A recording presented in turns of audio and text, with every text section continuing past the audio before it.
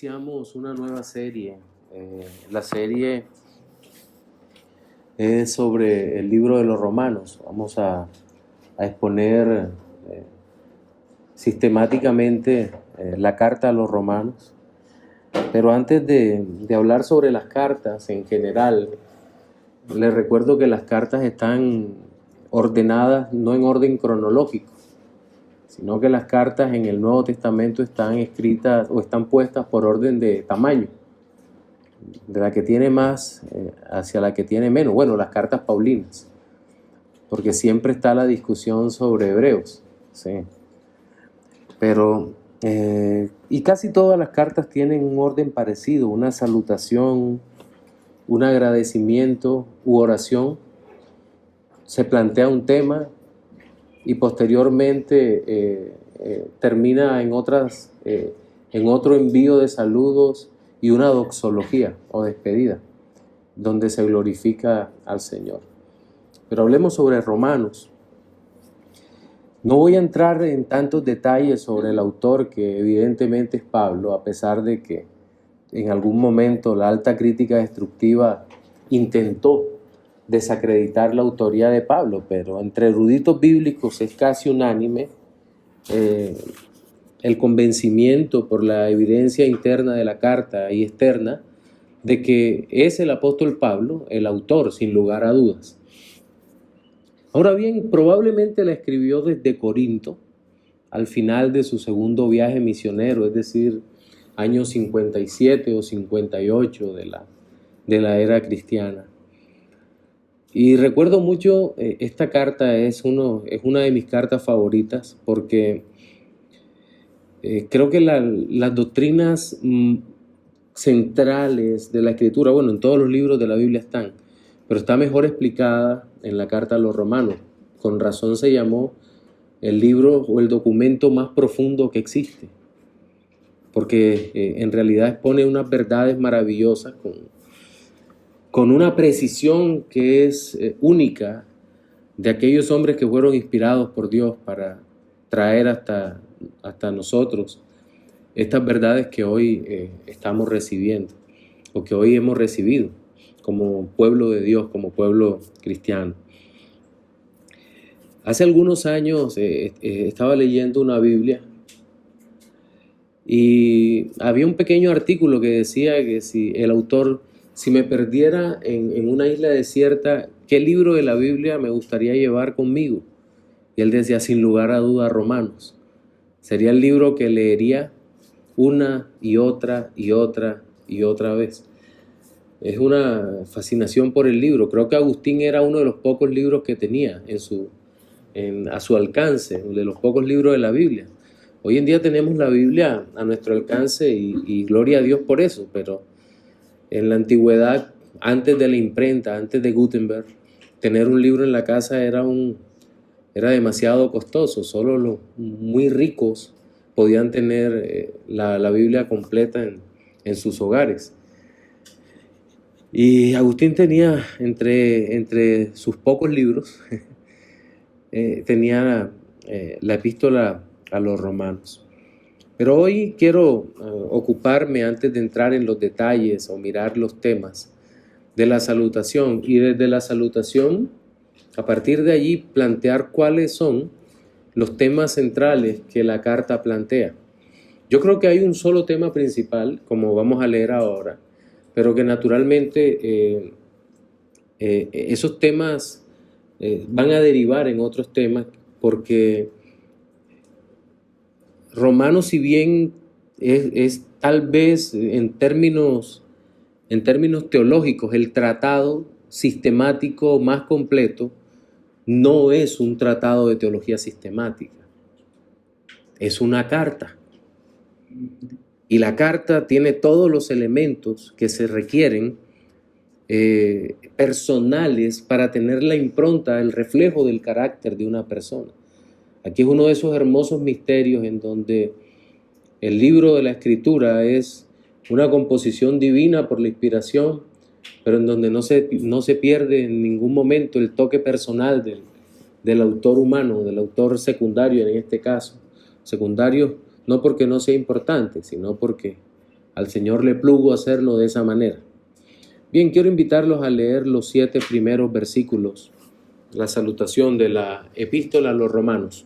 Dice: Pablo, siervo de Jesucristo, llamado a ser apóstol, apartado para el evangelio de Dios, que él había prometido antes por sus profetas en las santas escrituras acerca de su Hijo, nuestro Señor Jesucristo, que era del linaje de David según la carne, que fue declarado Hijo de Dios con poder según el Espíritu de Santidad, por la resurrección de entre los muertos, y por quien recibimos la gracia y el apostolado para la obediencia a la fe en todas las naciones por amor de su nombre, entre las cuales estáis también vosotros, llamados a ser de Jesucristo, a todos los que estáis en Roma, amados de Dios, llamados a ser santos. Gracia y paz a vosotros, de Dios nuestro Padre y del Señor Jesucristo. Uno de los errores que frecuentemente comete todo creyente es saltar la salutación, por considerarle poco importante o que es simplemente un saludo más, porque las cartas antiguas estaban todas constituidas de la misma manera y nunca faltaba el protocolo. Aquel saludo frío que hoy conocemos como hola, ¿cómo estás?, entre personas que se conocen poco. Pues esto no está pasando aquí. Eso no es lo que ocurre en esta carta. En esta carta del apóstol Pablo, cada palabra es escogida para la gloria de Dios y presentada de tal manera que pueda reflejar la verdad que el Señor ha dado a conocer. E inicia diciendo Pablo, su nombre romano, su nombre de nacimiento. Él era Saulo, su nombre judío, Pablo, el nombre romano, y se define a sí mismo, como usted puede notar en el versículo 1, como siervo de Jesucristo. Y es bien interesante la construcción que aparece allí, porque en el griego es doulos, y doulos es un siervo que podría tener 2 connotaciones básicas esta palabra. La Septuaginta, la versión de los 70, traduce doulos como esclavo. El problema sería la connotación que podría tener en el antiguo pacto el doulos y la que podía tener en el nuevo pacto. Pablo tenía una mente judía propiamente dicha, porque había sido entrenado como rabino judío, y tal vez a los 23 años ya tendría lo que hoy sería algo así como un doctorado. Y este hombre era realmente genial en todo, pero Dios no lo llamó por ser genial, sino por ser vil y menospreciable perseguidor de la iglesia. Ahora, no es que ser un vil y despreciable perseguidor de la iglesia tuviera algún mérito, en ninguna manera, sino que nuestro Dios es el Dios que hace todas las cosas para su propia gloria. Tomó del mundo a un hombre perverso, como éramos cualquiera de nosotros antes de que el Señor nos alcanzara por su gracia, y lo toma para su gloria. Y este hombre está tan gozoso que se define a sí mismo como un doulos. Pero ¿cuál sería la figura exacta de un esclavo, de un siervo en esta parte de la Escritura? Bien, al parecer la figura es esa que aparece en el libro de Éxodo, en donde no es un esclavo capturado en batalla y que va a servir al pueblo en ninguna manera. Aquí nos encontramos con aquel siervo que ha pasado mucho tiempo con su amo y un día dice: no tengo la menor intención de salir del cuidado y la protección de mi amo. Por lo tanto, seguiré con mi amo, pues no hay nadie que me pueda amar como él. Y aquellos siervos eran llevados a la puerta y la oreja era horadada, es decir, era rota con un punzón como señal de que este siervo pertenecía para siempre a aquel amo. Pues Pablo había entendido quién era el Señor y decía: yo no quiero salir de los brazos de mi amo. Y claramente él entiende que su amo es Jesucristo, siervo de Jesucristo. Y Y ese es el tono, esa es la forma como Pablo va orientando su carta, presentándose a sí mismo y en primer lugar como un siervo. Digamos que esta es la primera de 3 presentaciones que el apóstol Pablo hace como sí mismo, pero es muy significativo y muy importante que se presente a sí mismo como un esclavo de Jesucristo, aquel que sirve con gozo y que no quiere salir nunca del poder del Señor, del amor, el cuidado y la protección de Jesucristo. En segundo lugar, se define a sí mismo como un apóstol, pero nótese la estructura de la frase, dice llamado a ser apóstol. Me gusta más en la versión de las Américas. ¿Alguno tiene la Biblia de las Américas? Por favor, Jaime, ¿podrías leer esa parte donde dice llamado a ser apóstol? Que creo que dice llamado a ser un apóstol, algo así. ¿Cómo dice? No, acá dice sí, llamado a ser apóstol. Y dice igual. Ok. Romanos capítulo 1, del 1 al 7. El tema fundamental es que la palabra que está ahí es como cuando Dios convida a un banquete. ¿Cómo dice la NTV? Elegido por Dios para ser apóstol. Muy bien, eso es llamado, elegido por Dios para ser apóstol. Lo que está escribiendo Pablo aquí es que este llamado no es un llamado que a Dios se le ocurrió a última hora, sino que el Dios eterno, que todo lo sabe, que todo lo ha decretado desde antes de la fundación del mundo, había decidido que aquel terrible perseguidor de la iglesia fuera llamado aquel día en particular para ser apóstol. Y esta palabra es bien importante. Hemos hablado de esclavo y ahora hablamos de apóstol. No hay ningún contraste. Tal vez con la mala interpretación que hay hoy en día sobre la labor apostólica, pudiésemos pensar que hay un contraste. No, aquí lo que hay es una continuidad de lo que Pablo está diciendo.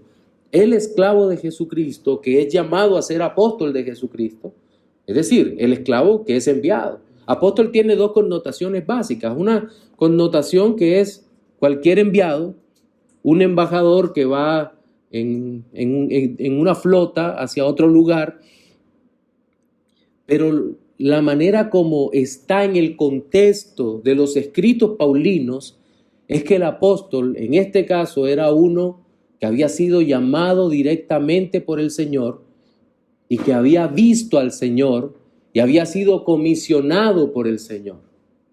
Es decir, estos hombres son una clase especial en todo el mundo, no por sí mismos, sino porque Dios los escogió para que diesen testimonio de algo especial que vamos a ver más adelante, o de alguien especial, de Jesucristo, el único, el Rey, Dios, esclavo de Cristo, llamado a ser apóstol. Por ejemplo, en la carta a los Corintios y en el libro de los Hechos aparecen cuáles son los requisitos para ser apóstol, para ser uno de los 12. Tenía que haber sido llamado directamente por el Señor Jesucristo. Tenían que haber caminado con Cristo. Tenían que haber estado cerca de Cristo, verlo después de su resurrección. Pablo no caminó con Cristo, pero lo vio después de su resurrección. Y un apóstol es una persona que llevaría el mensaje de Cristo, de tal manera que en el sentido estricto en que Pablo presenta aquí su llamado a ser apóstol, es evidente que solo una clase particular de hombres podían ser llamados apóstoles del Señor. Entonces, esta es la segunda. Primero esclavo, luego apóstol y luego dice apartado. Apartado. Y sí, es escogido. No, aquí no usa el agios, que es santificado, no. Aquí tiene que ver también con la elección que el Señor ha hecho y que ha tomado a Pablo. ¿Ven? Te tomo con un propósito. ¿Cuál es el propósito? Apartado para el Evangelio de Dios. ¿Desde cuándo? Desde antes de la fundación del mundo. ¿Se acuerdan de Jeremías? Fue apartado desde antes de su concepción. Es decir, el Señor en su sabiduría infinita apartó a ciertos hombres para que realizaran un trabajo ¿Y cuándo se cumplió eso? Pues el día que el Señor los mandó. Es igual nuestra vida, nuestra salvación es así. Ha sido decretada desde antes de la fundación del mundo, pero se cumple o se hace efectiva el día que el Señor nos llama. Casos como el de Mateo son dramáticos. Un publicano sentado en el banco de cobradores de impuestos pasa a nuestro Señor Jesucristo al lado y simplemente le dice, sígueme. Y nosotros tratamos de encontrar explicaciones más allá del Dios Todopoderoso obrando en el corazón de alguien con un poder irresistible, con un llamado irresistible, y entonces tratamos de pensar en las circunstancias particulares que había y adornamos el texto, pero no vemos la contundencia del llamado de Jesucristo. ¿Alguien puede resistir al Dios Todopoderoso? Un muerto como Lázaro no pudo resistir cuando dijo, Lázaro, ven fuera. Entonces, ¿qué humano va a resistir al que el Señor le diga, sígueme? Y esto es dramático también en la conversión de Pablo. Vamos al capítulo 9, vamos es una metáfora. Y en el capítulo 9 del libro de los Hechos nos encontramos con que Pablo va persiguiendo a Cristo, porque el Señor Jesucristo lo que dice es, Pablo, ¿por qué me persigues? Pablo va con otros y él mismo narra que de repente lo rodeó una luz más intensa que el sol, y eso es bien importante en el relato porque creo que era el mediodía. Y una luz que supera el sol al mediodía, wow, es una luz realmente resplandeciente. Sí, podemos hacer una analogía. Cuando prendemos una luz a las 12 del día en la parte de afuera de la casa, nadie se da cuenta que la luz está encendida porque el sol está tan fuerte que aquella luz palidece. El sol palideció frente a la gloria de Dios. Y el resultado fisiológico en Pablo fue la ceguera. Y todo eso ocurrió y en medio de la luz sale aquella voz que dice, Pablo, o Saulo, Saulo, ¿por qué me persigues? Y en ese momento, Pablo usó su capacidad de razonamiento para hablar con el Señor, ¿cierto? No, simplemente dijo, Señor, ¿qué quieres? ¿Quién eres? Y luego, Señor, ¿qué quieres que haga? Cuando el Señor se identifica, soy Jesucristo, al que tú persigues, dura cosa te es dar cosas contra el aguijón. Pablo lo único que le queda es la rendición total. Él sabía frente a quién estaba. Señor, ¿qué quieres que haga? Sí, a partir de allí, el esclavo apóstol, igualito a los apóstoles de hoy, ¿cierto? El esclavo apóstol entiende que está apartado para el evangelio de Dios.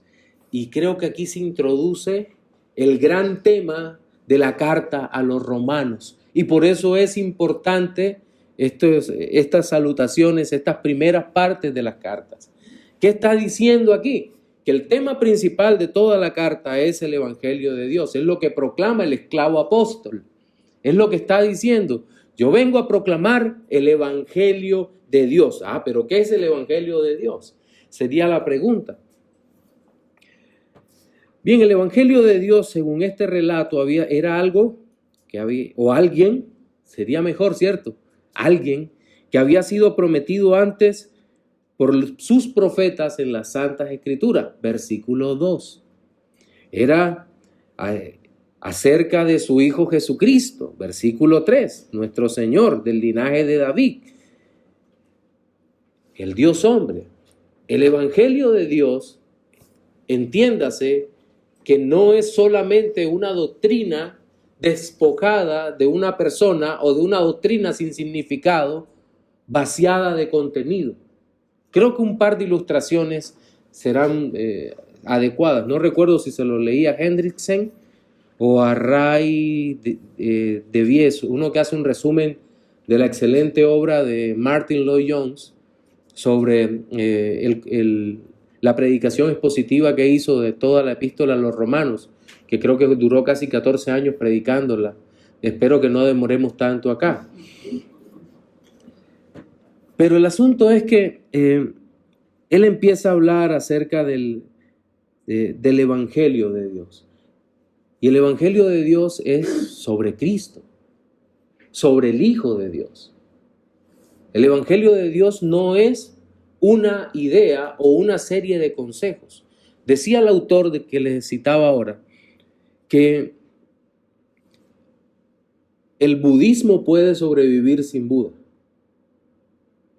Las ideas de Buda son básicamente de fundirse con el universo, es algo como eso, ¿verdad?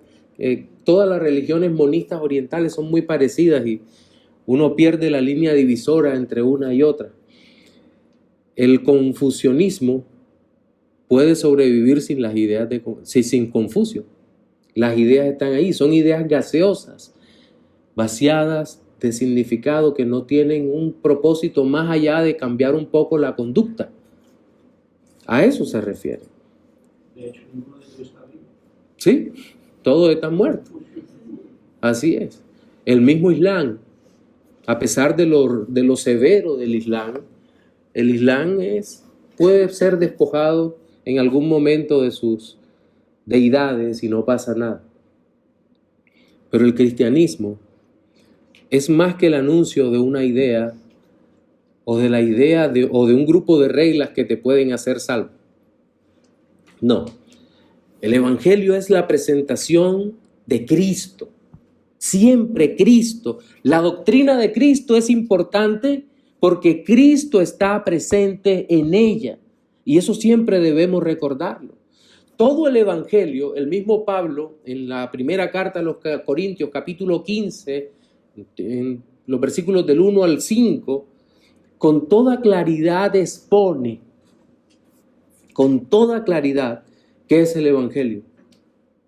Que Jesucristo el Señor murió en la cruz del Calvario conforme a las Escrituras, que fue sepultado conforme a las Escrituras, que resucitó conforme a las Escrituras. Y podríamos decir por la misma Biblia que ascendió a los cielos conforme a las Escrituras, que intercede por nosotros conforme a las Escrituras y que nos dio su Espíritu Santo para salvación conforme a las Escrituras. Entonces nos damos cuenta que el Evangelio es Cristo, es una persona. Y si eso lo tenemos claro, la doctrina será clara y fundamental. Alguna vez uno de los pastores del ministerio de Grace to You, de Gracia a Vosotros, de MacArthur, él cuenta que subió a un avión y estaba feliz porque le tocaba solo en el puesto. Y usted sabe la maravilla que es hacer un viaje solo en el lugar, en el puesto cuando uno va en un avión. ¡Qué delicia! Se siente uno en primera clase. Pero llegó una pareja de ancianos y tuvo la necesidad de predicarles el Evangelio. Y él dice que les predicó, pero al final los ancianos le dijeron, muchas gracias, hablaremos en otra ocasión. Y él dijo, ¿en qué fallé? Y revisando toda su conversación entendió que había fallado en presentar a Cristo. Presentó un sistema de teología que funciona. El hombre cayó porque pecó en el Edén. El hombre necesita un redentor. Dios está dispuesto a perdonar. Cristo está allí para perdonar. Pero Cristo aparece como un elemento más dentro del sistema y no como el todo. El sistema es importante. La teología es importante. Pero si Cristo se convierte en un elemento más del sistema, estamos perdidos. Por eso se perdió el catolicismo romano. Cristo es un elemento más dentro del sacramentalismo católico romano. Pero tú eres salvo es por los sacramentos, por los 7 sacramentos que ellos creen. Nosotros sabemos que la Biblia solo tiene 2. Pero el asunto fundamental es que para ellos realmente Cristo está regado o diluido o dilatado en medio de esos sacramentos. Pero Cristo es un elemento más y podría faltar. De hecho, en el catecismo católico muchas veces se dice que cualquier persona en otras religiones podrían ser salvos sin la presencia de Cristo. Son inclusivistas absolutos. Nosotros somos exclusivistas. Decimos, sin Cristo es imposible ser salvo. Cristo es el centro de la salvación y quien salva. Entonces, Pablo ha sido apartado para el Evangelio de Dios, para anunciar a Cristo. ¿Y por qué es importante este Evangelio? Porque este Evangelio no es un invento de última hora del Señor, como bien habíamos dicho, sino que el Evangelio había sido prometido antes por sus profetas en las Santas Escrituras. Y qué bueno que no diga por los, sino por sus, porque los profetas son de Él, de Dios. Había sido prometido. El Evangelio en el Antiguo Pacto no está ausente. Aparece como una promesa repetida muchas veces. Génesis 3:15 es la primera referencia bíblica al Evangelio, ¿cierto? Y pondré enemistad entre tu simiente y la simiente suya. Tú la herirás en la cabeza y ella te herirá en el calcañar. Y luego vemos repetidamente que hay pactos que, aunque no son el pacto de gracia o el nuevo pacto, son pactos que progresivamente van anunciando la venida del Mesías. Podemos ver a Abraham. Abraham, sal de tu tierra y de tu parentela, la tierra que te mostraré. En ti, en tu simiente serán benditas todas las familias de la tierra. Y evidentemente la simiente es Jesús, el Señor Jesucristo.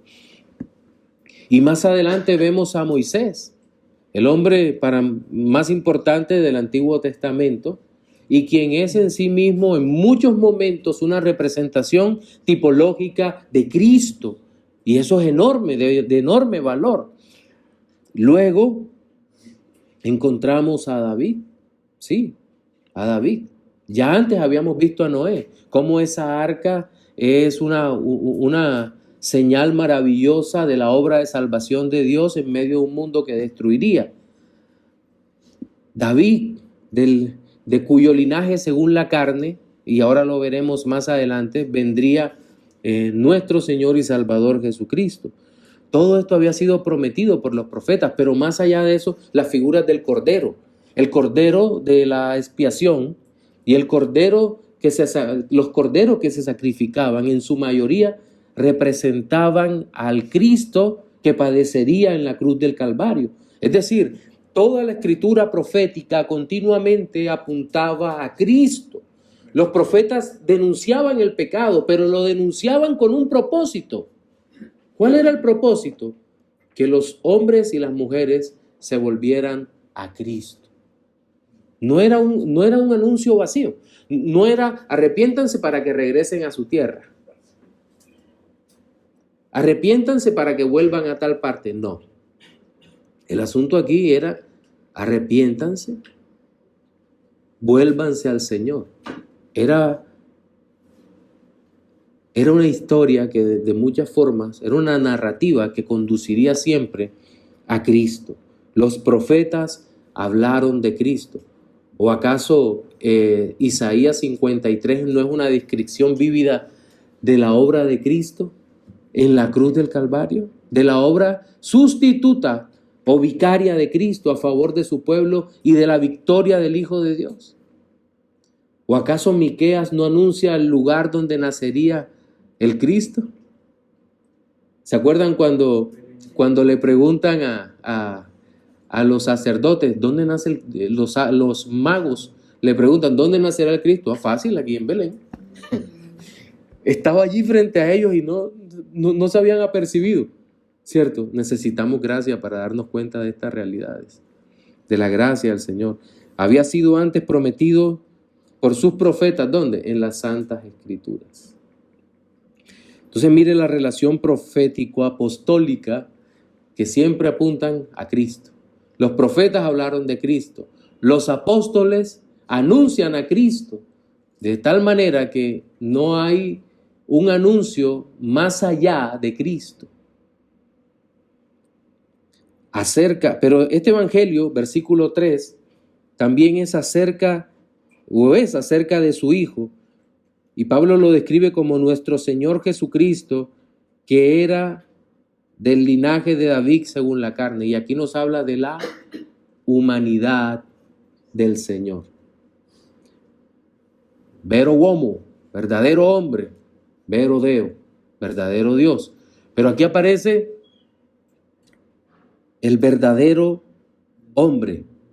La segunda persona de la Trinidad se hizo hombre, sin la influencia naturalmente del pecado, sin la acción de un varón que lo hiciera heredero del pecado igual que todos nosotros. No, aquí lo que vemos con toda claridad es que Cristo se presenta en la línea real de David. No había un trono físico que ocupar en Israel, porque ya Dios había de muchas maneras acabado con la nación, con el reinado físico del linaje de David para ocupar el trono. Pues este era ocupada por los romanos en ese momento, el gobierno de Israel. Pero el trono espiritual era evidente que iba a ser ocupado por el Dios Todopoderoso, porque el pecado es un tema que primeramente involucra el alma y en consecuencia también involucra el cuerpo. Pero entonces vemos a nuestro Señor Jesucristo, que era del linaje de David, según la carne, pero sin pecado. Y aparece un contraste que dice que fue declarado Hijo de Dios con poder según el Espíritu de Santidad por la resurrección de entre los muertos. No, aquí no quiere decir que llegó a ser Hijo de Dios en su humanidad después de la resurrección. No. Cristo es el Hijo eterno del Padre eterno, eternamente engendrado. Primera epístola de Juan, capítulo 5, si no me equivoco, nos habla de que es eternamente engendrado, no creado. No. ¿Desde cuándo es hijo el Cristo de la gloria? Desde la eternidad. No llegó a ser hijo. Es hijo desde antes de la fundación del mundo.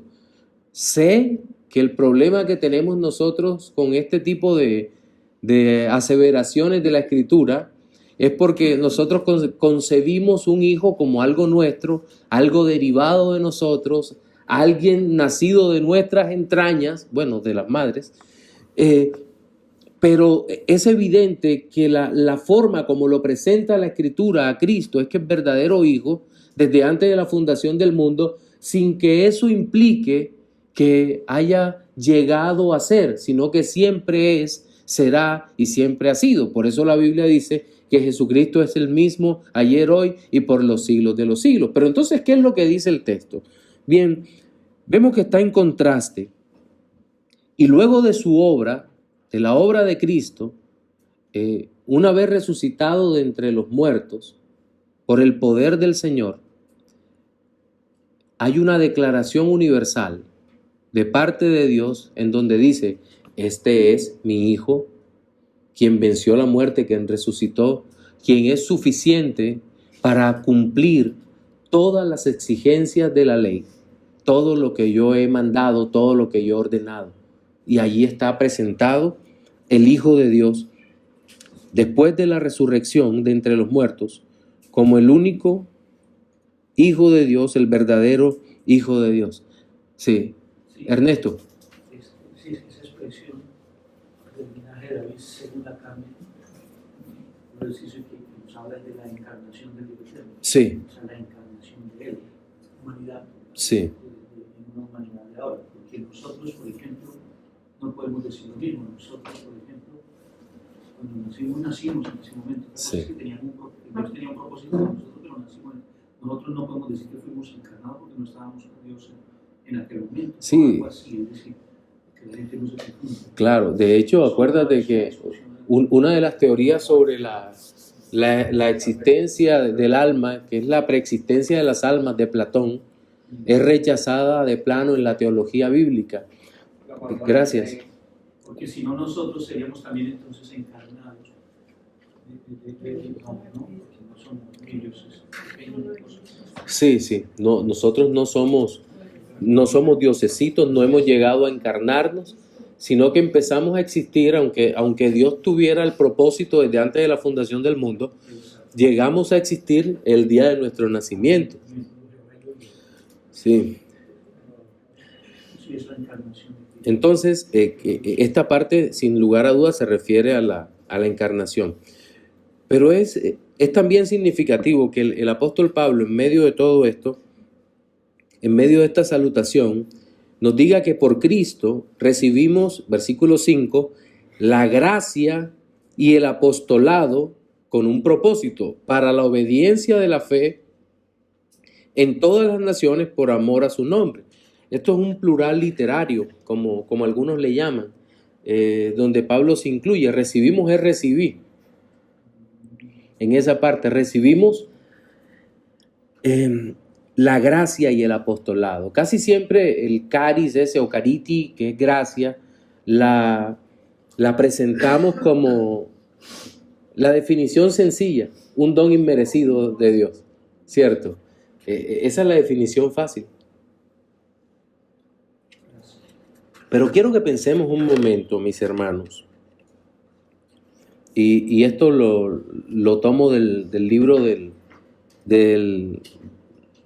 pastor Sinclair Ferguson, que cuando habla de la gracia, nos invita a que veamos un poco más allá. Casi siempre en teología propia o doctrina de Dios es el estudio de Dios por sus atributos, por sus nombres, para tratar de encontrar el carácter.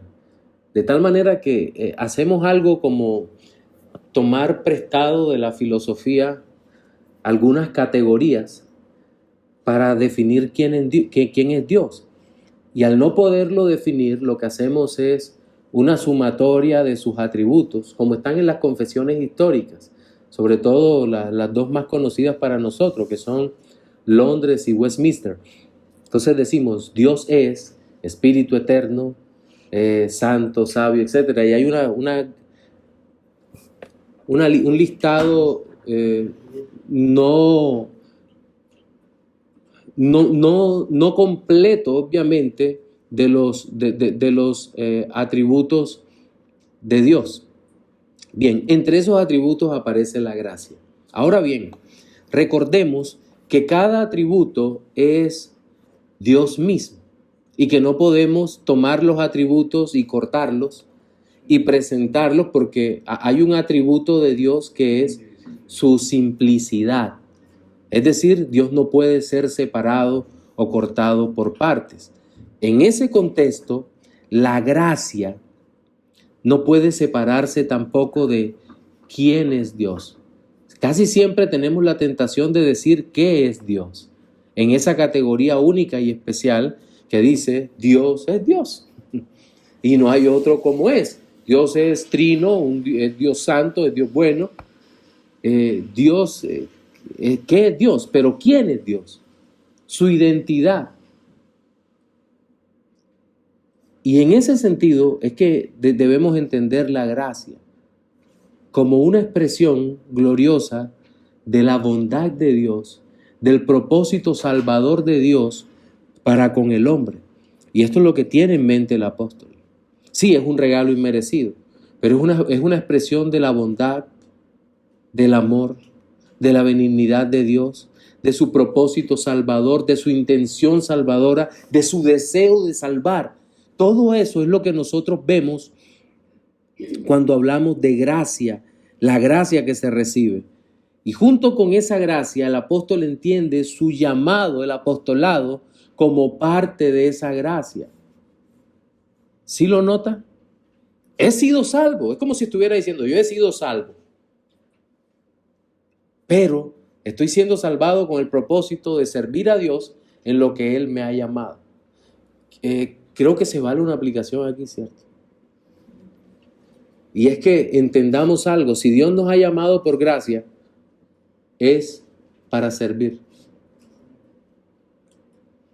Porque a veces creemos que el llamado por gracia es para descansar. No, es para que gastes tu vida en el servicio del Señor. No, que no me gusta gastar mi vida. Entonces, ya la perdiste.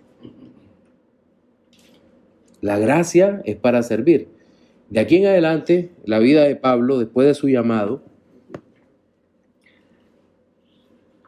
ha sido para el servicio, para la gloria de Dios. Dice, para la obediencia a la fe en todas las naciones por amor de su nombre. Él entendía que debía ir a cualquier lugar donde tuviera que ir para anunciar el Evangelio, para anunciar a Cristo, para anunciar quién es su amo y su Señor en todas las naciones. Y naturalmente le dice a los romanos, dice, entre los cuales estáis también vosotros. Pastor, él no había ido a Roma. No, de hecho, gracias, porque no se sabe quién fundó la iglesia de Roma. Se cree que después de Pentecostés, alguno de los hermanos que estaba allí, o un grupo de ellos, llegaron a Roma, en fin. También pudo ser uno de los apóstoles de los cuales Hechos no relata nada. Pudo ser Tomás, Mateo, pudo ser el otro Jacobo. No sabemos. No se sabe. De hecho, William Hendrickson en su comentario presenta dos teorías. La teoría de que la mayoría eran judíos y la teoría de si la mayoría eran gentiles. Exacto, griegos. Y al final dice, yo creo que la mayoría eran gentiles. Es más, de pronto no conocían a Pablo.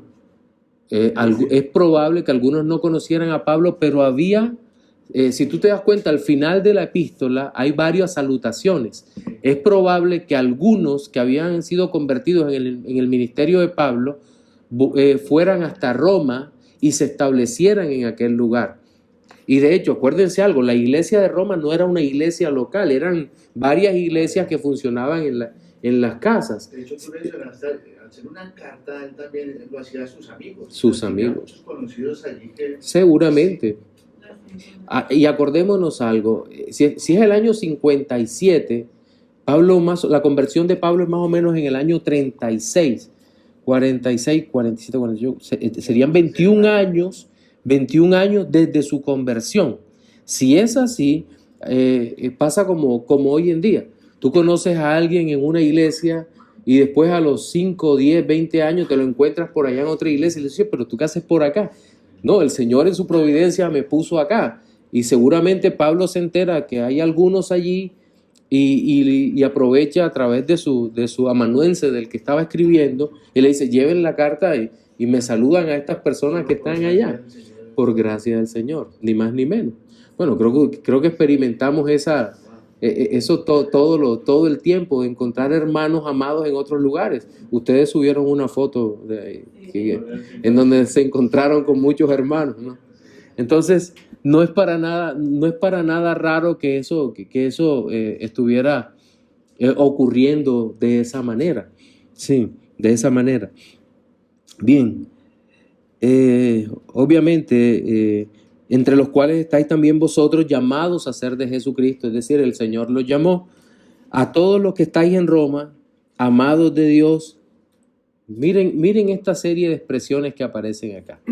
Amados de Dios, llamados a ser santos. Es decir, el propósito por el cual el Señor nos salva. ¿Para qué nos salva? Para que seamos santos. Así que los que creen que los salvan para seguir viviendo como viven, no, hay algo raro, hay una desconexión entre la presentación de lo que Dios hace y la realidad. Gracia y paz a vosotros de Dios nuestro Padre y del Señor Jesucristo. Y ahí finaliza la salutación. Sí, podríamos quedarnos hablando una hora más sobre la salutación e introducir el tema.